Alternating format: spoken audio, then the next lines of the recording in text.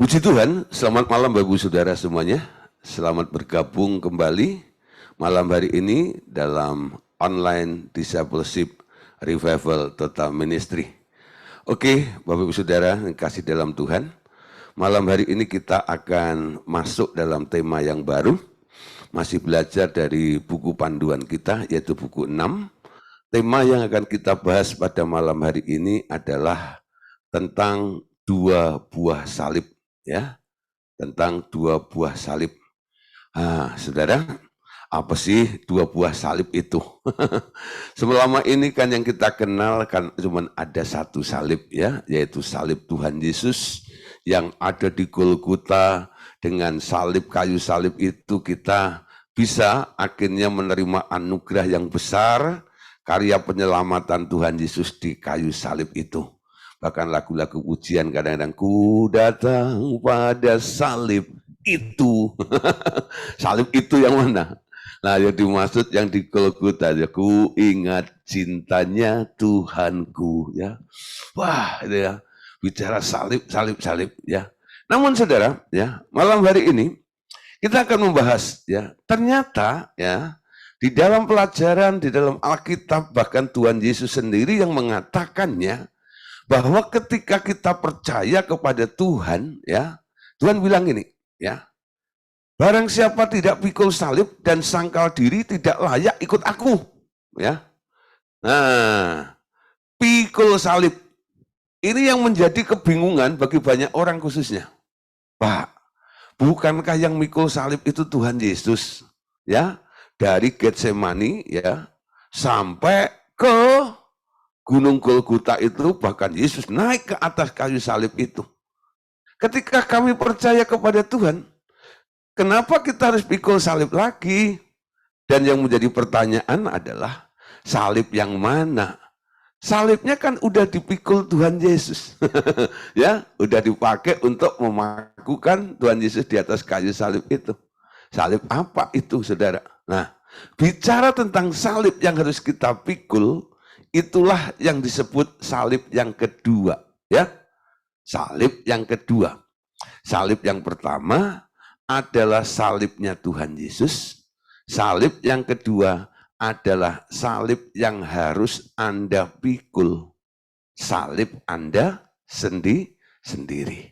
Nah, nanti, ya, dalam materi ini lebih lanjut Bapak Ibu Saudara akan mendapatkan penjelasannya yang lebih konkret lagi. Namun untuk memulainya saudara, ya, kenapa, ya, kita ini sekarang harus diperhadapkan dengan salib yang kedua, yaitu salib yang harus kita pikul ini. Saudara, untuk memahami seperti ini, kita harus tahu, ya, bahwa sejak kita percaya kepada Tuhan Yesus, kita ini adalah ciptaan baru, betul? Kita adalah ciptaan baru. Artinya, saat seseorang dilahirkan baru, ia menerima roh Tuhan Yesus dan juga Roh Kudus memasuki rohnya. Dan persatuan roh orang itu dengan roh Tuhan Yesus menciptakan satu manusia baru hidup di dalam tubuh yang sama itu.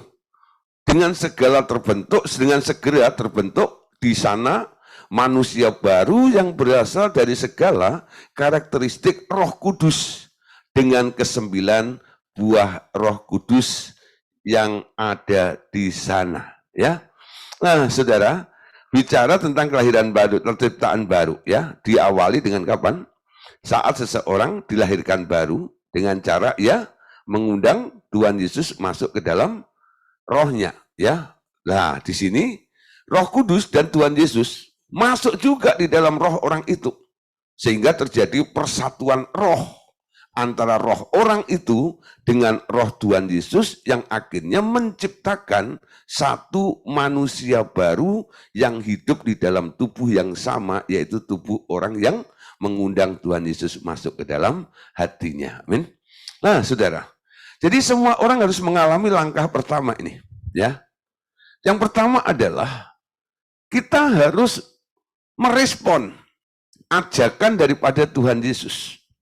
Jadi Wahyu 3:20 mengatakan bahwa lihat aku berdiri di depan pintu sambil mengetuk.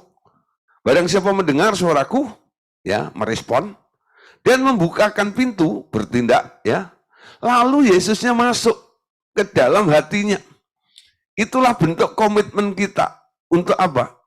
Untuk menerima Tuhan Yesus sebagai Tuhan dan Juru Selamat satu-satunya di dalam kehidupan kita ini.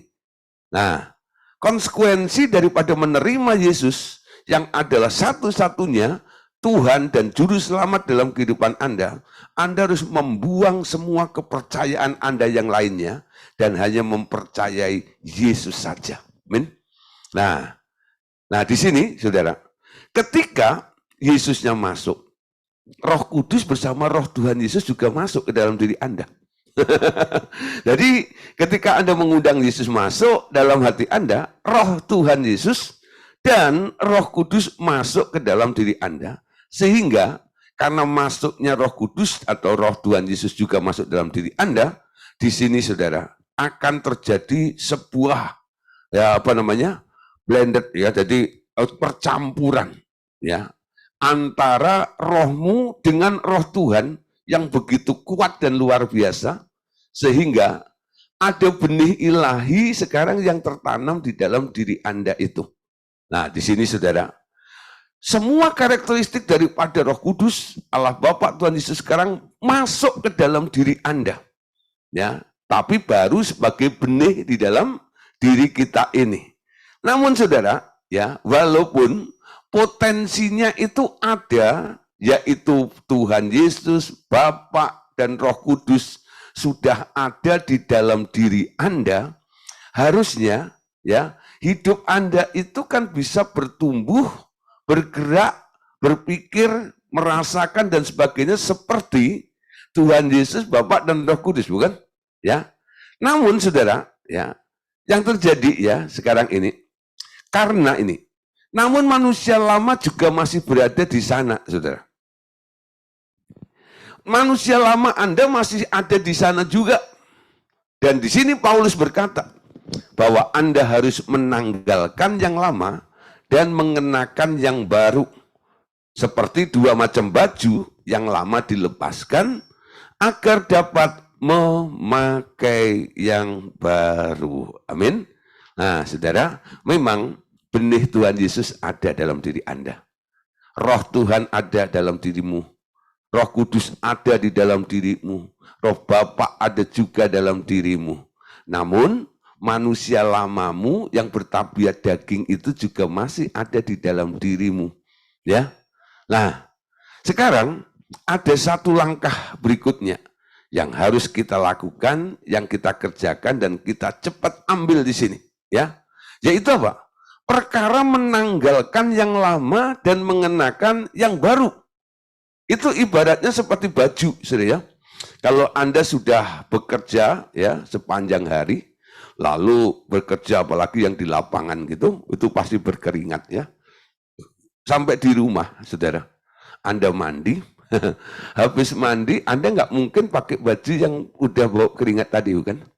Percuma mandi, ya. Anda akan ganti baju yang baru. Saudara, ketika Anda ganti baju yang baru, baju yang bersih, itu suasananya, rasanya berbeda, bukan? Ya, rasanya itu jadi enteng seperti itu.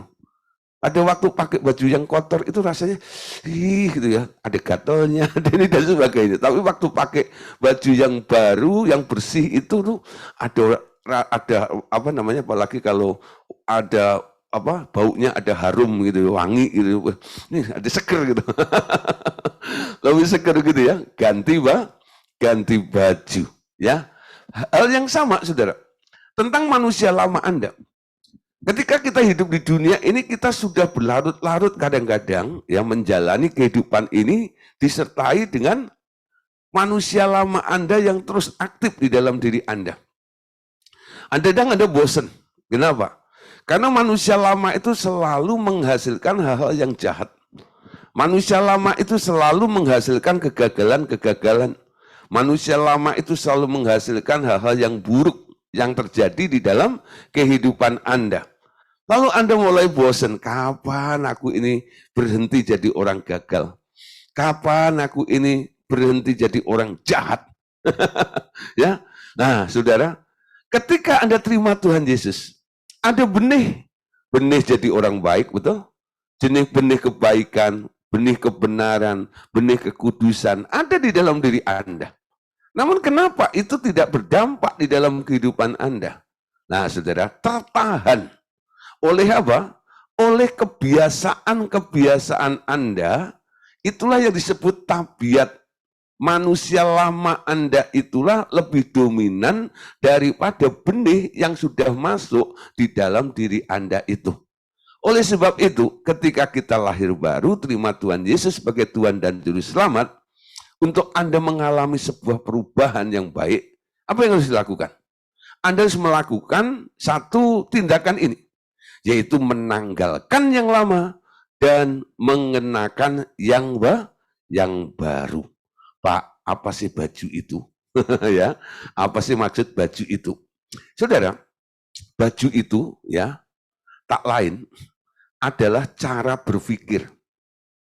Baju itu tak lain adalah tabiat atau kelakuan.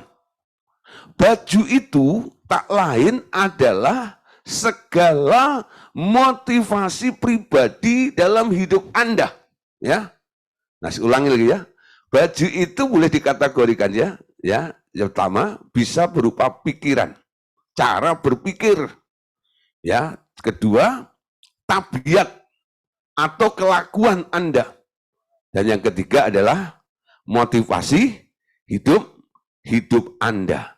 Nah, saudara, pikiran, tabiat, dan motivasi, semuanya itu ternyata tersimpan di dalam akal budi, ya, kemauan dan emosi Anda, yakni jiwa Anda dalam bentuk roh, ya. Saudara, manusia hidup itu ya karena punya life, punya nyawa. Nyawanya itu membentuk roh-roh yang akhirnya ditaruh di dalam jiwa, ya. Nah, jiwa itu sendiri adalah akal budi, pikiran ya, kemauan serta emosi. Ya, itu disebut jiwa. Ya. Jadi akal budi, kemauan dan emosi, di dalam akal budi, kemauan dan emosi atau jiwa Anda itu ternyata terisi oleh segala bentuk jenis roh. Roh-roh kecil ya. Roh-roh ini dihasilkan dari siapa? Dari nyawa Anda. Ya, nyawa ini ketika manusia hidup, manusia dibilang hidup kalau punya keinginan, punya motivasi, ya. Nah, cara berpikir dan sebagainya itu akan membentuk roh yang nantinya akan menjadi sebuah karakter atau sifat yang ditaruh di dalam akal budi, ya, emosi atau kemauan Anda yang disebut jiwa tadi itu. Nah, saudara, jadi baju itu ya, sekarang harus ditanggalkan. Jadi orang Kristen itu harus mengalami transformasi, betul? Perubahan, ya, pembaruan akal budi, cara berpikir. Dalam kitab Kolose dikatakan ketika kamu dibangkitkan bersama dengan Kristus, pikirkanlah perkara yang di atas bukan yang di bumi, ya. Nah, manusia lama selalu mikirin bumi. Sejak kapan sih manusia mikir bumi? Ketika mendapat kutuk gitu ya. Karena engkau mendengarkan perkataan istrimu maka ya, bumi terkutuk, betul? Ya, dengan peluhmu engkau akan mengusahakan mencari rezekimu. Nah, mulai saat itu manusia itu matanya lihat bumi terus, ya. Gimana ya, ada apa ya, bisa diapain ya. Ya pokoknya tujuannya ujung-ujungnya apa saja yang kita orang itu mau kerjakan asal menghasilkan jen. Asal menghasilkan duit. Wah, ya. Walaupun itu dalam sekali harus digali, kalau dia lihat ada harta karun di sana, ada duitnya, wah dia dengan tenaga, terus tambah fokus. Namun sejak kita lahir baru, terima Tuhan Yesus, kita mulai memandang Yesus. Amin. Orang beriman menurut kitab Ibrani, looking unto Jesus, memandang Yesus. Orang beriman itu memandang Yesus, ya. Anda lihat, Yesus itu pemimpin kita. Dia akan mengarahkan setiap kehidupan kita. Ketika matamu memandang Yesus, Anda diarahkan kepada tujuannya Yesus, terjadi progres di dalam kehidupan Anda. Hari lepas hari, hidupmu akan mengalami perubahan. Kenapa? Anda nggak menggunakan pikiranmu lagi. Betul? Anda mulai ngikut Yesus. Betul? Ikut Yesus itu artinya apa? Nggak perlu punya tujuan. Yang penting melihat, ya, tetap konsen. Yesusnya belok kiri, Anda ikut ke kiri. Yesusnya ke kanan, Anda ikut ke kanan. Ya, saudara, kalau saya keluar kota kadang-kadang ya, bawa mobil sendiri, lalu dipandu sama teman saya yang di luar kota gitu ya. Yuk kita makan di sana ya. Saya nggak tahu itu arahnya di mana. Apa yang dimaksud nih? Ya sudah, kamu di depan ya. Saya ngikut di belakang. Saudara, saya nggak mikir tujuan loh. Yang saya perhatikan cuman pantat mobil teman saya itu, betul? Nah, saya amati terus, jangan sampai meleng. Kalau meleng nanti hilang, waduh saya bingung. Betul? Nah, saudara, saya cukup memandang mobil teman saya yang ada di depan itu sampai tujuan tuh. Kenapa saya ada di situ? Karena saya diajak, dipimpin, dibimbing ya oleh teman saya tadi itu di tempat yang akhirnya saya ada di tempat itu. Sama seperti kalau kita ikut Tuhan, saudara. Ya, kalau kita masih menggunakan cara berpikir kita, ya, Anda akan nggak nyampe pada tujuan yang disebut panggilan Allah itu loh. Tujuannya Anda itu apa? Ada di mana Allah berada, betul? Bersama dengan Tuhan di satu titik tujuan. Ya, Anda dibawa kepada kesempurnaan, Anda dibawa kepada kekudusan, Anda akan dibawa ke dalam kemuliaan. Nah, di sini yang dibutuhkan cuma satu sih. Bukan Anda berpikir, mau nggak ganti baju itu loh. Mengenakan baju yang baru dan menanggalkan baju yang lama. Amin. Nah, saudara, selanjutnya ya. Hal ini terjadi sebagai proses terus-menerus. Hingga Anda diubah dari pengertian lama kepada pengertian baru. Sesuai dengan gambar Sang Pencipta. Dengan kata lain, pengetahuan yang benar tentang Tuhan Yesus tak akan Anda peroleh bila proses ganti baju ini tidak pernah dilakukan. Amin. Perhatikan yang terakhir ya.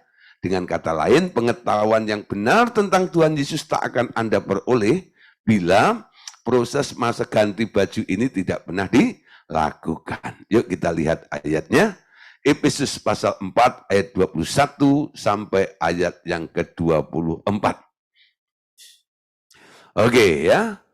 Efesus 4 ayat 21 sampai ayat yang ke-24. Kita akan baca bersama-sama. Karena kamu telah mendengar tentang Dia dan menerima pengajaran di dalam Dia menurut kebenaran yang nyata dalam Yesus. Yaitu bahwa kamu berhubung dengan kehidupan kamu yang dahulu, ya, tentang masa lalu Anda, ya, berhubung dengan kehidupan kamu yang dahulu, harus menanggalkan manusia lama yang menemui kebinasaannya oleh nafsunya yang menyesatkan.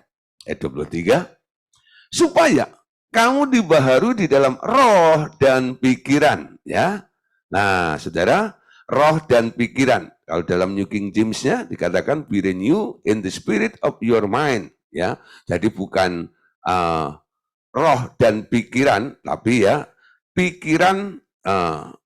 Ya, spirit of your mind. Jadi roh pikiran ya. Jadi pikiran itu adalah roh ya. Nah, jadi rohmu ya dan mengenakan manusia yang baru yang telah diciptakan menurut kehendak Allah di dalam kebenaran dan kekudusan yang sesungguhnya. Ya. Nah, jadi kalau terjemahan TB-nya itu seolah-olah ada roh dan pikiran ya. Nah, tapi dalam New King James katakan be renewed in the spirit of your mind, ya. Jadi roh pikiran, ya. Jadi pikiran itu adalah roh, ya. Siapa di sini bisa lihat pikiran? Mendeteksi bisa ya, orang itu lagi mikir apa gitu ya. Nah, nanti dari apa yang dilakukan, ya, ditanya dia ngomong, oh mikir ini gitu ya. Tapi ada nggak yang bisa lihat pikiran?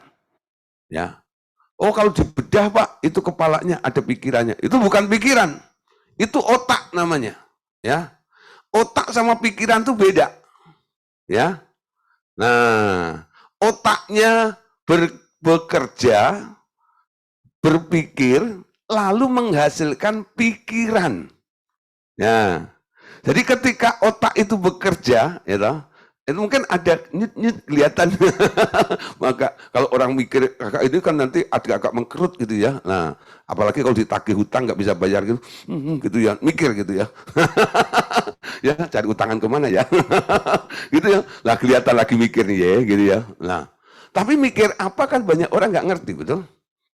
Nah, kenapa orang nggak bisa lihat apa yang dipikirkan oleh orang itu? Karena pikiran itu nggak kelihatan, bukan fisik, bukan materi, ya. Tapi itu adalah materi di alam roh, ya. Bukan materi di alam fisik ini bukan, ya. Jadi bukan otaknya, gitu.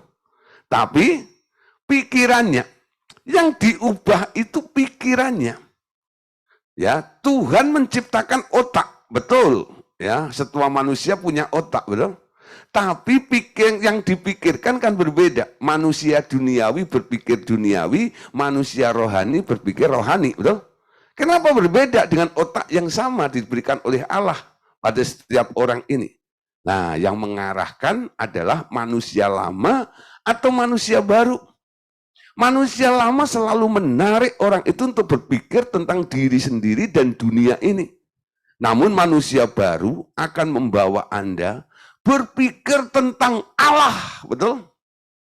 Berpikir tentang Tuhan, berpikir tentang kemuliaannya. Itu manusia baru Anda, saudara. Itu bedanya, ya. Orang yang sudah ganti baju sama yang belum. Ya. Nah, tabiatnya apalagi nanti Anda lihat tadi ya. Nah, saudara, apa yang terjadi pada masa lampau, tadi dikatakan oleh Paulus, yaitu bahwa kamu berhubung dengan kehidupan kamu yang dahulu, harus meninggalkan manusia lamamu yang menemui kebinasaannya oleh nafsunya yang menyesatkan. Ya, nah supaya kita diperbaharui dalam pikiran roh kita ini. Ya, cara berpikirnya harus mulai berubah, ya. Nah, saudara, jadi boleh dikatakan begini tuh, ya. Jadi orang Kristen ini, ya, Anda harus mulai balik arah, betul? Nah, balik arah, betul? Nah, di sini nih balik arah, ya. Kolose 3 coba, ayat 9 sampai 11. Jangan lagi kamu saling mendustai, karena kamu telah menanggalkan manusia lama serta kelakuannya, dan telah mengenakan manusia baru yang terus-menerus diperbaharui untuk memperoleh pengetahuan yang benar menurut gambar penciptanya. Dalam hal ini tidak ada lagi orang Yahudi atau dalam hal ini tidak ada orang Yunani atau orang Yahudi, orang bersunat atau orang tak bersunat, orang barbar atau orang Skit, budak atau orang merdeka, tetapi Kristus adalah semua dan di dalam segala sesuatu, ya. Nah, saudara, orang yang sudah mengenakan manusia baru nanti akan beda, ya. Orang yang mengenakan manusia lama serta kelakuannya itu biasanya hidup dalam sering berdusta ini ya. Ini contoh saja salah satu yang dimunculkan oleh Paulus kepada jemaat di Kolose. Jangan lagi kamu saling mendustai, ya, berbohong dan yang lainnya, ya, karena kamu telah menanggalkan manusia lama. Jadi yang dilarang, yang harus ditinggalkan, salah satunya buahnya adalah dusta, betul? Nah, serta kelakuannya. Dan telah mengenakan manusia baru yang terus-menerus diperbaharui untuk memperoleh pengetahuan yang benar menurut gambar penciptanya. Diperbaharui dari sehari ke sehari. Memang dalam proses pembaruan itu kadang-kadang nggak enak, saudara. Paulus sendiri yang mengajak jemaat di Kolose ini, dia pernah mengalami upgrade di dalam Tuhan, betul? Dari orang jahat akhirnya menjadi orang benar. Itu bagaimana prosesnya? Paulus bilang, ya, aku tahu, ya, bahwa aku ini sedang diubahkan oleh Allah, ya, sedang diperbaharui oleh Allah. Ya, meskipun manusia lahiriah kami semakin merosot, namun manusia batiniah kami semakin diperbaharui, semakin indah di dalam Tuhan. Itu kata Paulus tuh. Jadi ada kemerosotan. Yang merosot apa? Manusia lahiriahmu.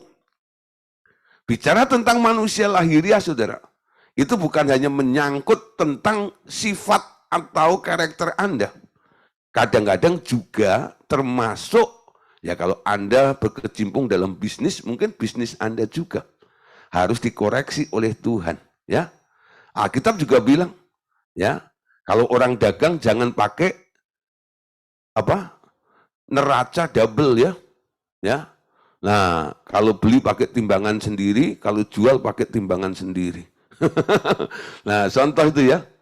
Nah, itu kalau yang dagang, Yang kerja yang lainnya kadang-kadang juga begitu, betul?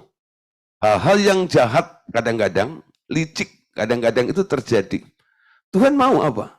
Kita itu tulus, betul nggak? Nah, memang ada cerdiknya. Kalau nggak cerdik, Anda nggak untung, betul? Tapi Anda harus tulus, ya. Dalam kecerdikan itu harus ada unsur ketulusannya, betul? Nah, cerdik itu membuat Anda untung. Tapi dalam mencari untung, Anda jangan jadi orang jahat, yang licik, betul? Sehingga harus mengelabui, merugikan orang-orang lain. Nggak boleh. Ya, cari untung, boleh. Memang dagang harus untung, betul? Tuhan sendiri bilang kok, ya, ibaratnya kedatangan Tuhan Yesus itu seperti seorang pedagang, betul? Yang keluar kota untuk berniaga.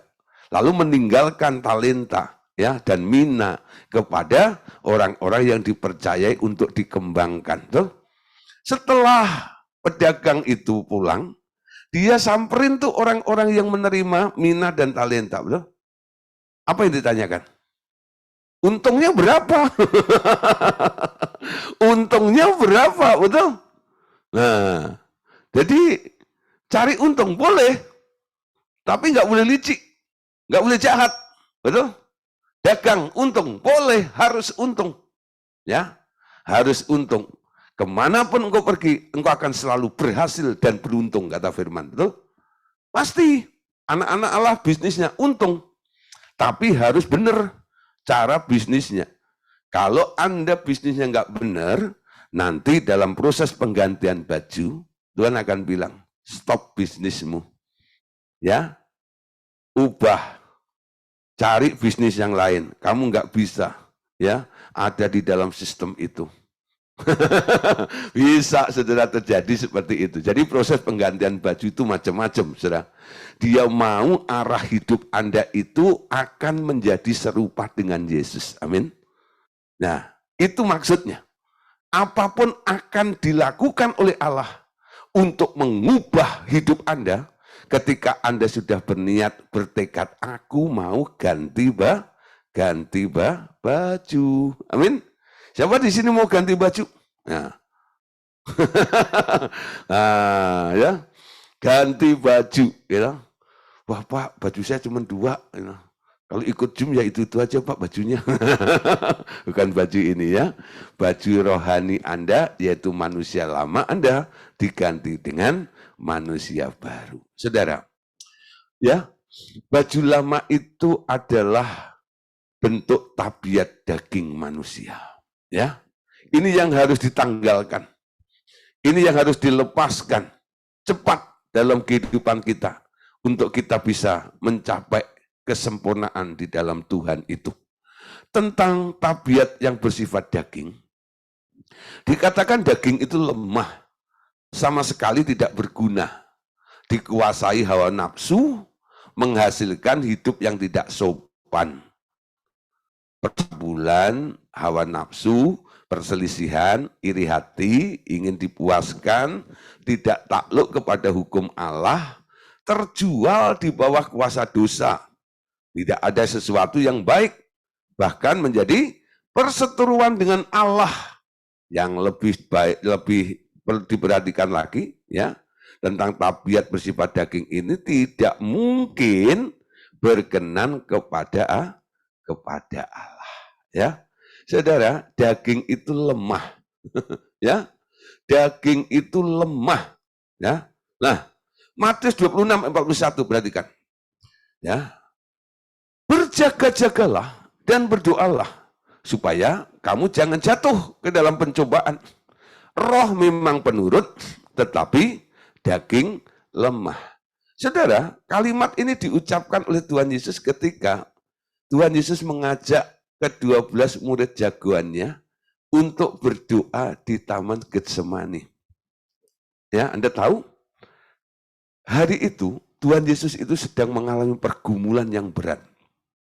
Karena dia menerima agenda dari Bapaknya, ada schedule. Ya, apa yang mau dilakukan oleh Yesus, dan ini merupakan klimaks daripada pelayanan Tuhan Yesus. Sampai Tuhan Yesus sendiri ketika di Taman Getsemani itu, ya, ketika berdoa ada sampai terjadi tawar-menawar dengan Bapaknya. Ya, Bapak, kalau boleh, lalukan cawan ini daripadaku, namun bukan kehendakku, tapi kehendakmu saja. Namun, Bapaknya jawabannya apa? Dikirim malaikat. Dengar, kalau dikirim malaikat artinya diberi support. Kamu bisa, nggak bisa batal. Kamu harus naik ke atas kayu salib itu. Nggak bisa, nggak. Ya. Akhirnya, saudara, ya, Yesus berdoa untuk mendapatkan kekuatan itu. Karena dia lihat skenarionya, itu sangat mengerikan, saudara. Betul? Ya, proses via dolorosa, sampai mati di atas kayu salib itu. Wah, saudara, itu semua untuk menanggung semua dosa dan kesalahan manusia itu. Betul? Nah, di dalam pergumulan seperti itu, dia butuh support murid-muridnya, betul? Ketika murid-muridnya diajak berdoa di situ, sementara sang guru sedang bergumul, lalu sang guru melihat ke-12 muridnya, sedang bubuk.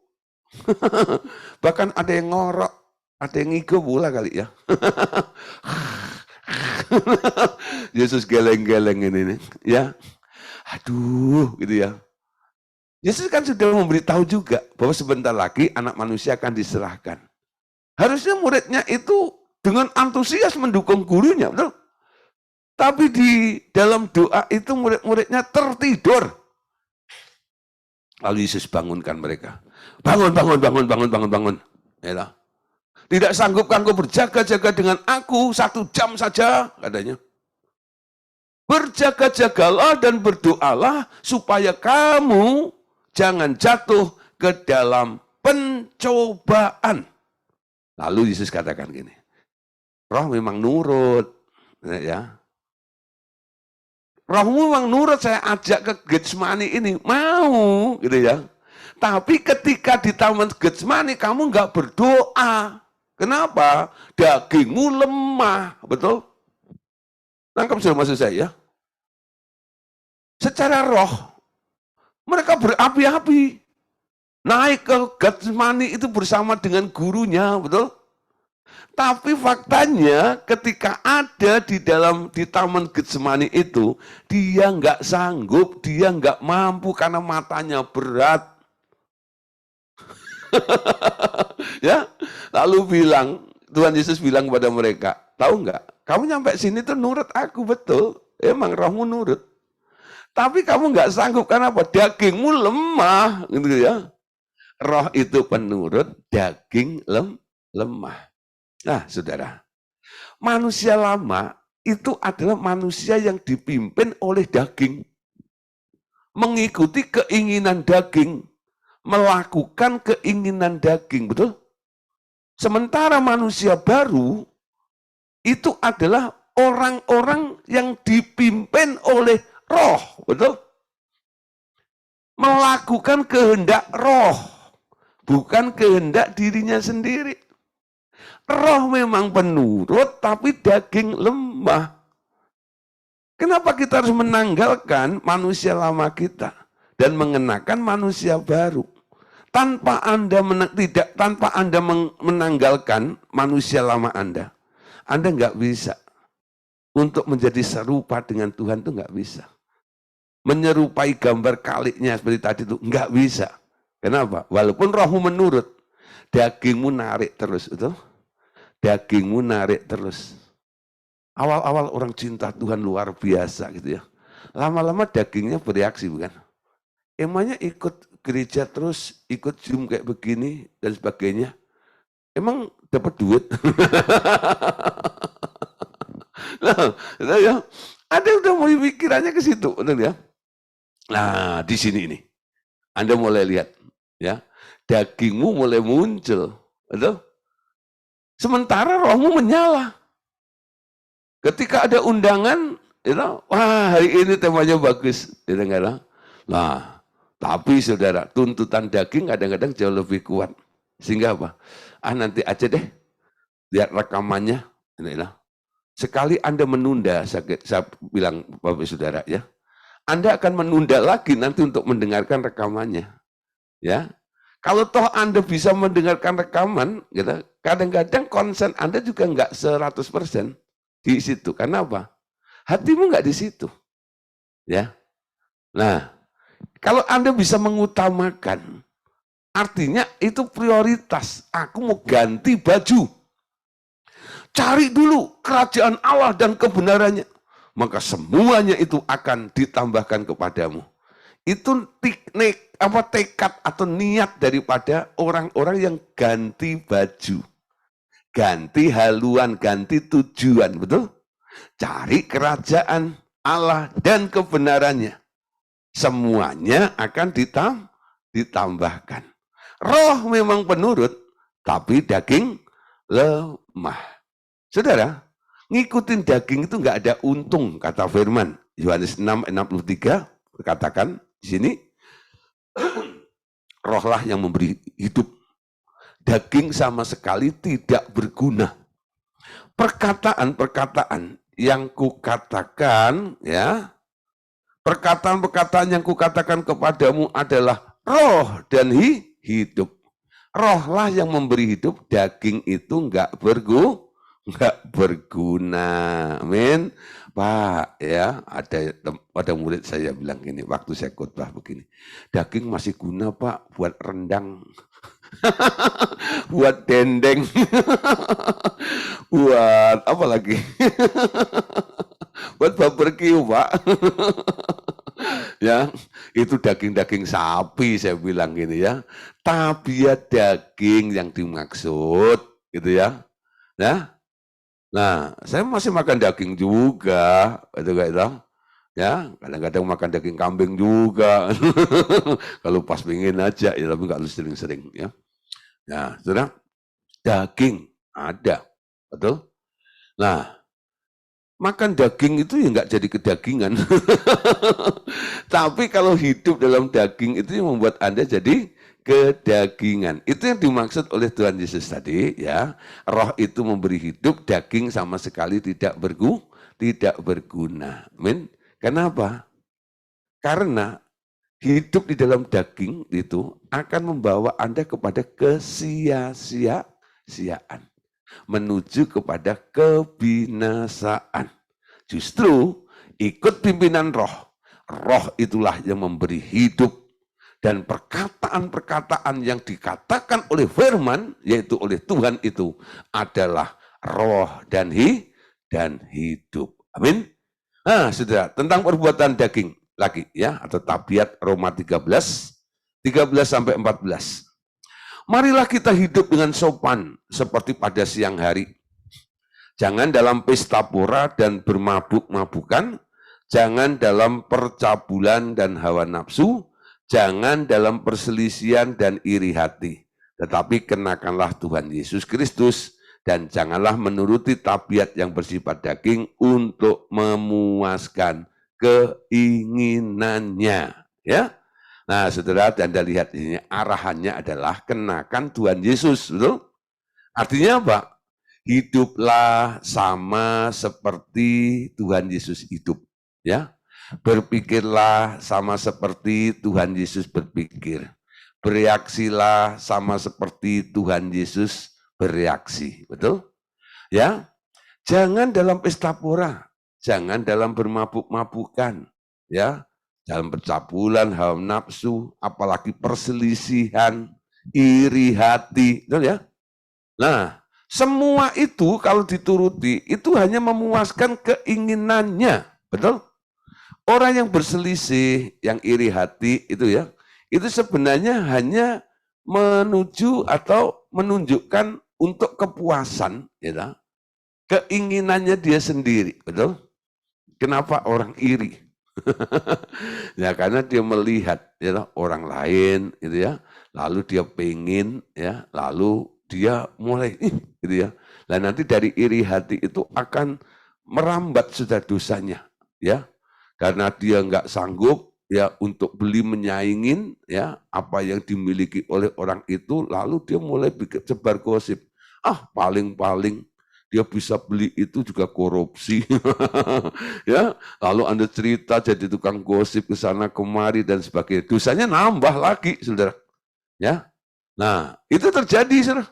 Di masyarakat umum biasanya seperti itu. Tuhan bilang di sini, ya. Jangan dalam perselisihan dan iri hati, tapi kenakanlah Tuhan Yesus Kristus dan jangan menuruti tabiat yang bersifat daging untuk memuaskan keinginannya tadi. Amin. Nah, terus saudara. Roma 7 ayat 14. Sebab kita tahu bahwa hukum Taurat bersifat rohani, tetapi aku bersifat daging, terjual di bawah kuasa dosa.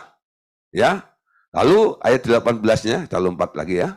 Sebab aku tahu bahwa di dalam aku, yaitu di dalam aku sebagai yang bersifat daging, tidak ada sesuatu yang baik.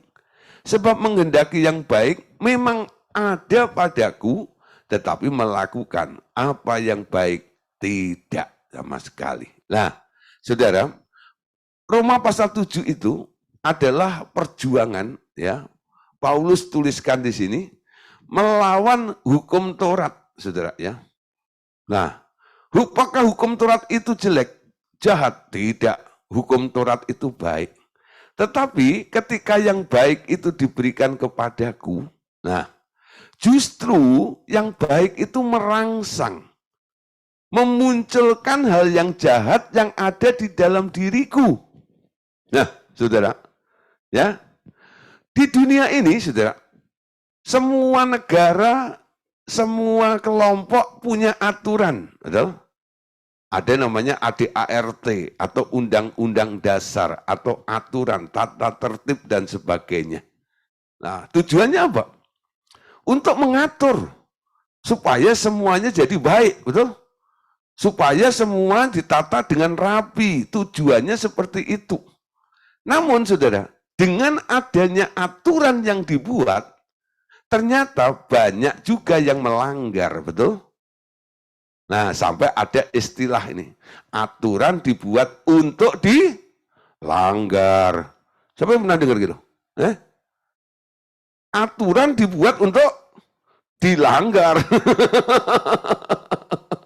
Nah, saudara, seandainya tidak ada aturan, ya orang nggak punya aturan, betul? Hidupnya semaunya. Makanya Tuhan dulu ketika memimpin bangsa Israel itu, supaya bangsa ini menjadi bangsa yang tahu aturan, Musa dipanggil ke Gunung Sinai untuk menerima 10 hukum Allah itu. Tujuannya apa? Untuk mengatur bangsa Israel ini supaya beda dengan bangsa lain yang nggak punya aturan. Sehingga menjadi bangsa yang punya aturan. Betul? Namun Anda tahu, saudara, Musa sendiri, saudara, ya, belum sampai dia itu turun, bangsa itu sudah melanggar banyak hal tuh, betul ya? Gak ada yang bisa melakukan aturan-aturan itu. Justru karena diatur seperti itu, mereka justru jatuh di dalam dari aturan itu. Gak bisa memenuhi tuntutan daripada aturan itu. Nah, ditulis oleh Paulus, saudara. Paulus itu bilang begini tadi ya, ayat yang ke-18. Sebab aku tahu bahwa di dalam aku, yaitu di dalam aku sebagai yang bersifat daging, tidak ada sesuatu yang baik. Sebab menghendaki yang baik memang ada padaku, tetapi melakukan yang baik tidak, saudara. Semua orang pengen jadi baik, bukan? Siapa di sini yang pengen jadi jahat? Ada nggak? Nggak ada. Semua pengen jadi baik, kan? Nah, siapa di sini yang nggak pernah jahat? Kalau orang berbuat jahat, lalu ditanya nih, ya, kenapa Anda berbuat jahat? Apakah Anda mau jadi orang jahat? Enggak. Saya sebenarnya nggak mau jadi orang jahat, Pak. Ya mungkin alasannya keadaan ini terpaksa, kilap dan sebagainya. Betul? Tapi nggak ada orang yang pengen berbuat jahat itu nggak ada. Ya, keinginan yang baik ada padaku. Namun yang jahat selalu yang aku lakukan di sini ini loh. Nah, kenapa Paulus selalu memberitahu kuncinya? Karena di dalam diri manusia ini ada satu hukum. Namanya hukum dosa dan maut. Ya, yang sudah ada, yang diwariskan oleh kakek moyang kita yaitu Adam. Hukum dosa dan maut. Hukum dosa dan maut itu seperti hukum gravitasi, saudara tahu? Ya, hukum gravitasi bunyinya apa? Ya, gravitasi bumi ini hukumnya. Setiap benda yang dilempar ke atas akan selalu jatuh ke bawah, betul? Itu bunyi hukumnya. Semua benda yang punya berat, ya, berat jenis, nanti kalau dilempar ke atas, pasti jatuh ke bawah. Waktu dilempar atas itu kan tujuan, tuh. Tujuannya apa? Supaya benda itu naik ke atas, bukan? Tapi apa yang diharapkan tidak terjadi. Ketika benda itu dilempar ke atas, dia lihat bendanya jatuh ke bawah. Kebalik, bukan? Aku pengen benda itu naik ke atas. Kenapa jatuh ke bawah? Nah, karena ada satu hukum. Namanya hukum gravitasi, saudara. Nah, di dalam diri manusia itu sama, ada hukum dosa dan maut. Walaupun keinginanmu untuk berbuat baik itu selalu ada.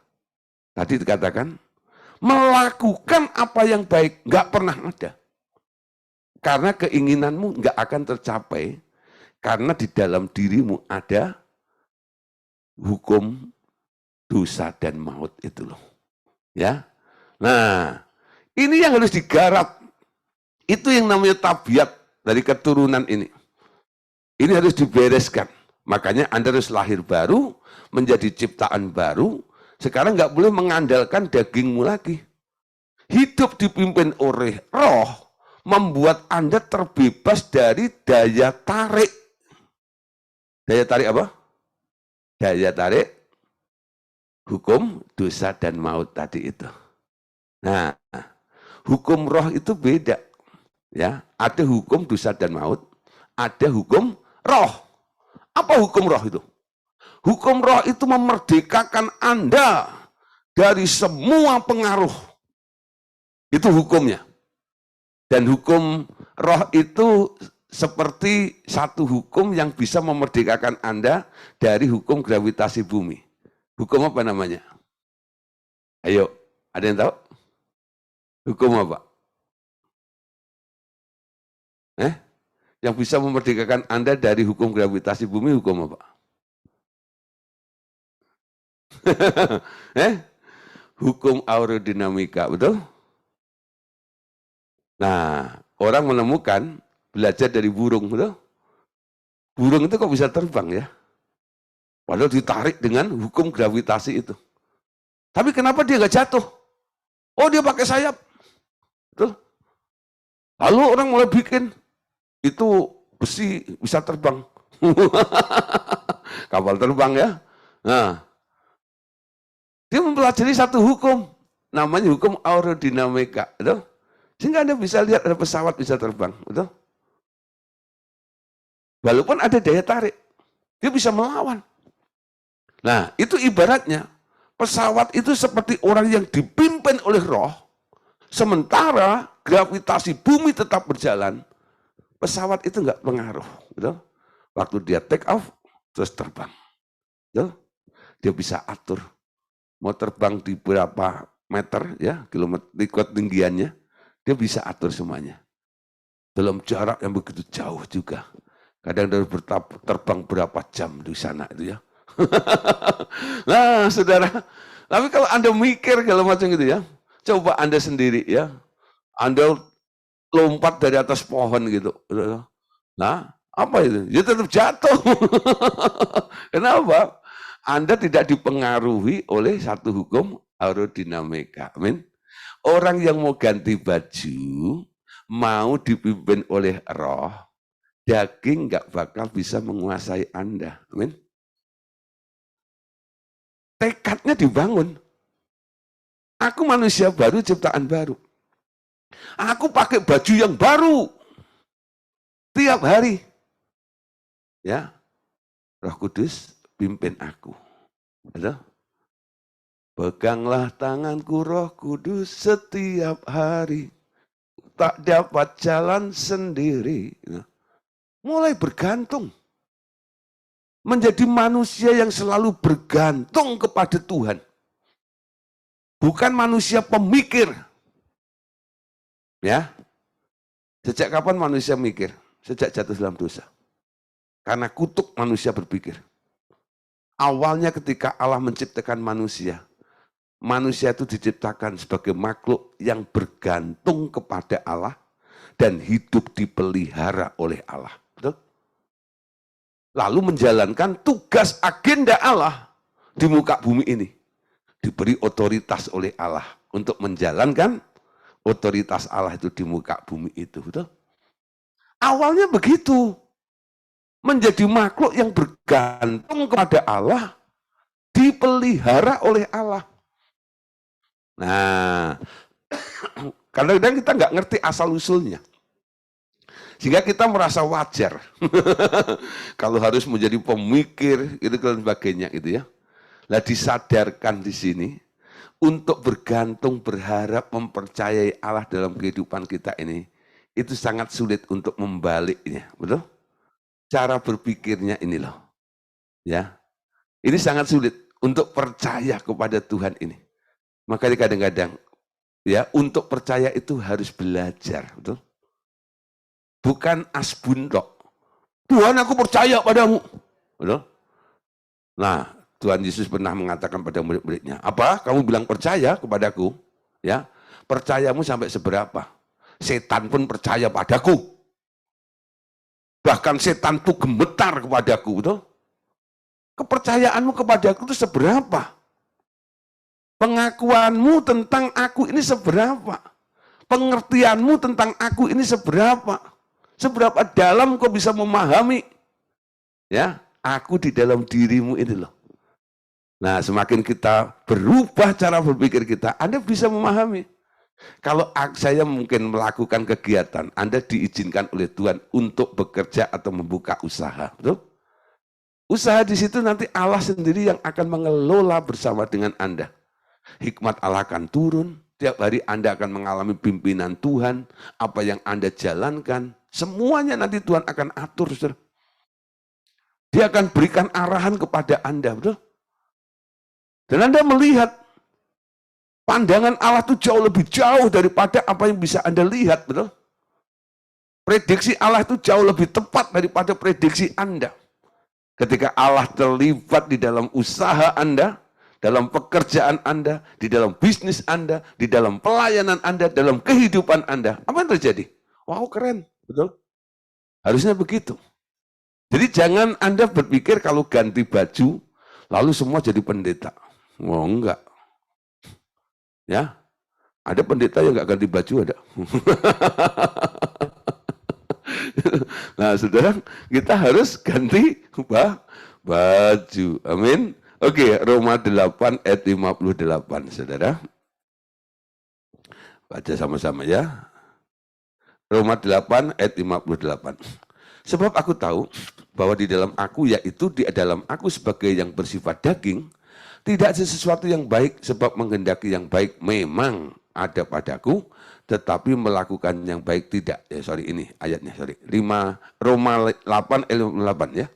Sebab mereka yang hidup menurut daging memikirkan hal-hal yang dari daging, mereka yang hidup menurut roh memikirkan hal-hal yang dari roh. Karena keinginan daging adalah maut, tetapi keinginan roh adalah hidup dan damai sejahtera.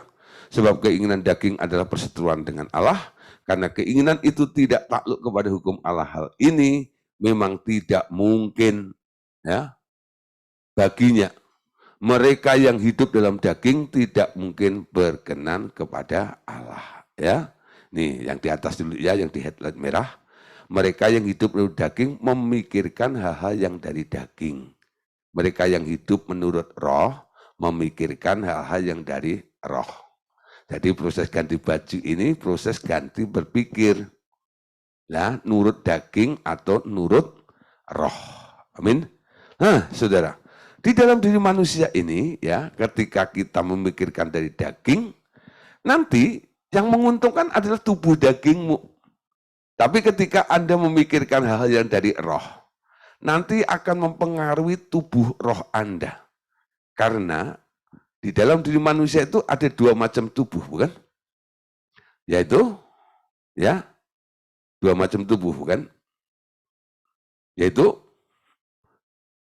nah, dari semula manusia diciptakan sebagai makhluk daging. Tapi mempunyai kemampuan berkomunikasi baik dalam dunia materi maupun dunia roh. Mereka dapat bergaul dengan Allah yang bersifat roh. Ya, nah kok bisa saudara? Daging ini bisa komunikasi dengan roh. Sebenarnya yang berkomunikasi bukan dagingnya, tapi roh orang itu. Ya, nah itu dulu saudara, manusia itu semuanya bisa berkomunikasi. Contohnya waktu Adam masih di Taman Eden sebelum jatuh dalam dosa, itu setiap hari sejuk, ya, entah pagi atau sore, itu Allah turun ya, Tuhan Allah turun ke Taman Eden, ngapain? Kongko, ngobrol sama Adam. Dan itu berjalan cukup lama, saudara. Ya, jadi Adam ngobrol dengan Tuhan itu berapa lama sih sebelum dia jatuh dalam dosa? Ada yang tahu? Nggak ada pernah dicatat, bukan? Ya, itu lama sekali. Karena apa? Karena ya, ketika Allah berbicara dengan Adam itu, saudara ya, itu ketika manusia belum jatuh dalam dosa. Berapa lama? Bisa ribuan tahun, saudara. Ya, bisa ribuan tahun. Ya, bisa ribuan tahun loh. Ya. Nah, sampai akhirnya manusia jatuh dalam dosa. Lah, Pak, tapi kan Adam itu umurnya 930 tahun ya. Nah, jadi kok bisa dibilang ribuan tahun dia ngobrol dengan Allah. Umurnya Adam itu dihitung sejak dia makan buah pengetahuan baik dan jahat, bukan? Sejak dia makan buah pengetahuan baik dan jahat, umur Adam itu 930 tahun. Tapi sebelumnya Adam kan hidup juga di situ, tuh. Nah, kamu nggak bisa sudah? Ya. Kenapa manusia itu sekarang umurnya bisa diketahui? Kalau ada orang, ya, berulang tahun, lalu dibilang panjang umurnya, panjang umurnya. Nah, kan manusia itu ada jatahnya 120 tahun, bukan? Semakin tambah umurnya, semakin jatahnya pendek dong. Nah, jadi manusia itu sekarang dihitung umurnya itu karena apa? Ketika dia harus mati. Kan ketika makan buah pengetahuan baik dan jahat itu, pada hari itu juga kamu akan mati. Nah, jadi hukumannya dijatuhkan nih, kematian itu. Tapi sekarang proses kematiannya dilihat nih berapa tahun ke belakang nih. Tarik gitu ya. Nah, baru dibilang 930 tahun. Sebelumnya dia hidup. Ngapain? Ngobrol dengan Allah. Kan dia pakai tubuh daging, Pak. Dibuat dari tanah. Betul, dari tanah. Tapi saudara Anda lihat, ya, Adam bisa ngobrol dengan Allah tiap hari. Kenapa? Ngobrolnya bagaimana? Ternyata Adam itu punya dua tubuh. Tubuh roh dan tubuh fisik. Amin. Tubuh rohnya itulah yang berkomunikasi dengan Tuhan. Adam dulu punya berapa indera? 10. 5 indera jasmani, 5 indera rohani. Manusia rohnya punya indera 5, manusia jasmaninya punya 5 indera juga. Jadi dia punya hidung roh, punya hidung daging, punya mata roh, punya mata fisik, punya mulut roh, punya mulut daging. Nah, punya 5 indera dan 5 indera jasmani, 5 indera roh juga. 5 indera roh itulah yang dipakai untuk berhubungan dengan Allah. Amin. Nah, sekarang ketika manusia jatuh dalam dosa, ya, namun setelah dosa pertama terjadi, hubungan dengan alam roh terputus. Hanya dengan mempersembahkan darah binatang mereka berkenan untuk menghadap kepada Allah. Sejak itu daging manusia terjual di bawah kuasa dosa. Terbentuklah tabiat-tabiat yang sifatnya demi kepentingan daging saja. Ya, saudara, akhirnya karena kehilangan 5 indera rohnya, manusia itu akhirnya menjadi daging. Ya, Anda lihat nih. Kalau Tuhan Yesus ya dalam Yohanes katakan firman itu roh ya. Roh itu menjadi daging dan diam di antara kita, betul? Ya. Dari tubuh roh, Tuhan Yesus pakai tubuh daging untuk jadi manusia menebus kita, ya. Nah, Adam kehilangan tubuh rohnya. Sehingga kalau Anda membaca Kejadian 6 ayat yang ketiga, nanti baca sendiri. Manusia itu daging, umurnya 120 tahun saja. Ya, rohku tidak akan tinggal bersama-sama dengan dia. Ada yang keluar. Apa itu? Roh. Sehingga karena rohnya Allah keluar, manusia itu sekarang jadi daging tulen. Ya, daging tulen. Nah, umurnya diperpendek jadi 120 tahun dan sisa hidupnya manusia ini hanya digunakan untuk tujuan kepuasan si daging itu saja. Anda lihat nanti sejarahnya. Adam gitu ya, Nuh dan semuanya. Itu kan sebenarnya rusaknya manusia itu kan apa? Enggak dipimpin oleh Allah, berontak. Daging. Daging membuat manusia jadi rusak di situ loh. Daging. Nah, sampai akhirnya saudara, Allah Bapak punya inisiatif. Dah ngandalin daging-daging ini nggak ada guna. Dia suruh anaknya sekarang turun ke dunia, ya, untuk menjadi daging. Nah, Yesus Kristus ada yang terakhir menambahkan kepada sifat tubuh alamiah yang berasal dari Adam, pertama dengan tubuh rohaniah dengan memberikan roh yang menghidupkan, ya. Nah, saudara, jadi Tuhan Yesus datang ke dunia, sekarang dia memberikan ya kembali kepada keturunan Adam yang sudah kehilangan roh itu, sekarang dia memberikan roh yang menghidupkan. Terima Tuhan Yesus, terima hidup. Amin. Nah, sekarang bila semula Adam memiliki panca indera yang bekerja penuh di dalam dunia materi dan panca indera juga yang bekerja di alam roh, melihat, mendengar, mencium, mengecap, dan meraba hal-hal di alam roh.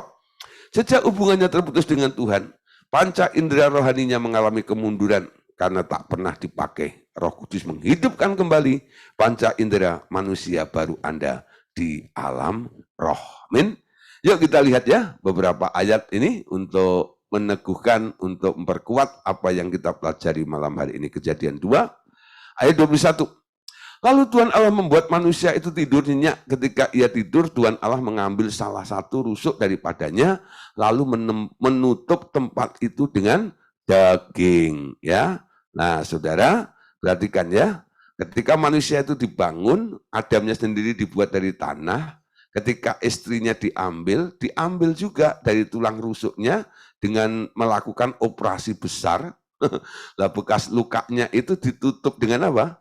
Bukan dengan roh, tapi dengan daging. Itu menunjukkan apa? Bahwa manusia punya tubuh daging itu. Amin. Kejadian 2:24. Sebab itu seorang laki-laki akan meninggalkan ayahnya dan ibunya dan bersatu dengan istrinya, sehingga keduanya menjadi satu daging. Ya. Kejadian 6 ayat 3. Berfirmanlah Tuhan, rohku tidak akan selama-lamanya tinggal di dalam manusia. Karena manusia itu adalah daging, tetapi umurnya 120 tahun saja. Ya, nah inilah saudara dampak daripada manusia ketika jatuh dalam dosa dan semakin jahat, akhirnya kehilangan roh, lalu menjadi manusia yang daging. Ya, nah satu ayat penutup. 1 Korintus 15, 42-47. Demikian pula halnya dengan kebangkitan orang mati. Tubuh yang ditaburkan dalam kebinasaan dibangkitkan dalam ketidakbinasaan, yang ditaburkan dalam kehinaan dibangkitkan dalam kemuliaan. Ditaburkan dalam kelemahan dibangkitkan dalam kekuatan, yang ditaburkan adalah tubuh alamiah, yang dibangkitkan adalah tubuh rohaniah. Jika ada tubuh alamiah, maka ada pula tubuh rohaniah, sebab seperti ada tertulis, manusia pertama Adam menjadi makhluk yang hidup, tetapi Adam yang terakhir menjadi roh yang menghidupkan. Tetapi yang mula-mula datang bukanlah yang rohaniah, tetapi yang alamiah. Kemudian barulah datang yang rohaniah. Manusia pertama berasal dari debu, tanah, dan bersifat alamiah. Manusia kedua berasal dari surga. Nah ini saudara penjelasannya ya, tentang adanya dua tubuh yang semuanya harus dipertanggungjawabkan dan akan kembali kemana nanti. Tubuh rohnya akan kembali pada Allah, ya, karena berasal dari surga. Tubuh jasmaninya akan kembali ke tanah ini. Ya, oke, Bapak Saudara, besok kita akan lanjut ya. Nah, besok kita akan membahas nih tentang dua salibnya. Jadi malam hari ini kita membahas tentang introduction-nya ya. Introduction-nya. Jadi pembukaannya, kenapa kita harus mengerti tentang dua salib itu, ya. Nah, tentang dua salibnya besok kita akan bahas secara detail. Tuhan Yesus memberkati kita semuanya. Amin. Oke, saudara, kita akan foto bersama-sama.